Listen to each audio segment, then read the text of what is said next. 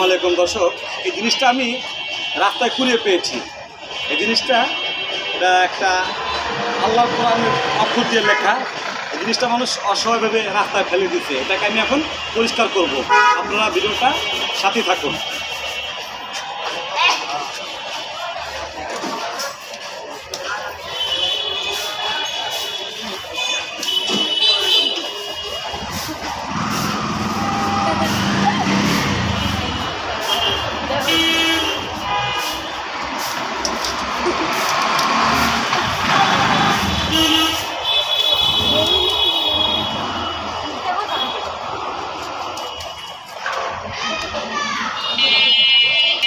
এই দেখুন, এখানে লেখা আছে, পরম দাতা ও দয়ালু আল্লাহর নামে শুরু করিতেছি। ইনশাআল্লাহ আপনারা অবশ্যই লাইভটা শেয়ার করে দিবেন।